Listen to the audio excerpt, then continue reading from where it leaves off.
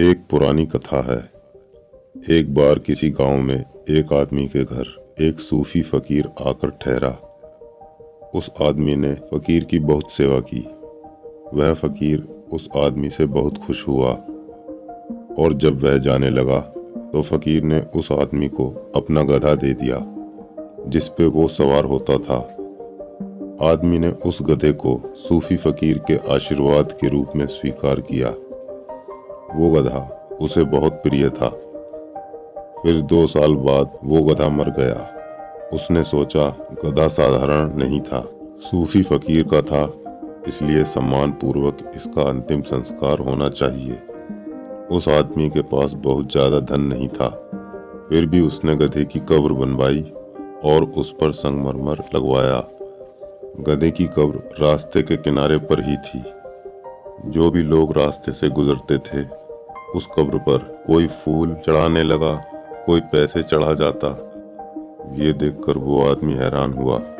उसे अभी तक लगता था कि गधा तो गधा होता है, लेकिन अब उसे पक्का यकीन हो गया कि ये गधा भी सूफी था, क्योंकि फकीर का था। लोग उस कब्र पे मनौतियां मांगने लगे और कई लोगों की मनौतियां पूरी भी हो जाती। लोगों में आस्था पैदा हो गई कि उस कब्र पर आकर दुआ मांगने से उनकी बीमारियां ठीक होने लगी, उनके काम बनने लगे।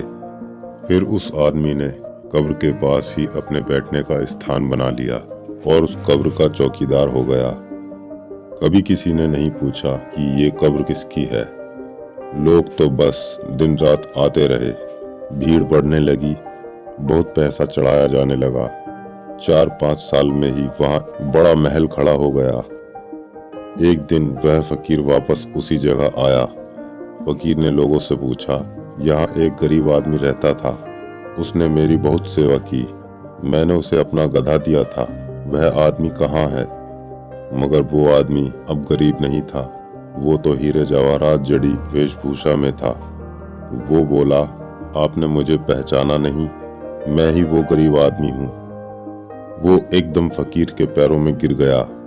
कहा, मुझ पर आपकी बड़ी कृपा रही, ये सभी आपकी कृपा से हो रहा है।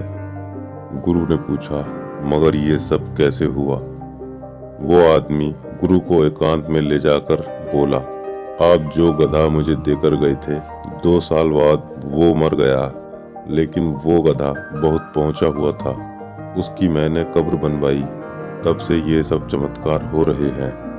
लोगों की भीड़ बढ़ती जा रही है, ये सब संभालना मेरे लिए मुश्किल हो गया है, आप भी अब यहीं रुक जाइए। वो फकीर हंसने लगा। उस आदमी ने पूछा, आप हंसते क्यों हैं? फकीर बोला, मैं इसलिए हंसता हूँ, जो गधा मैं तुम्हें देकर गया था उसकी माँ भी बहुत पहुंची हुई थी।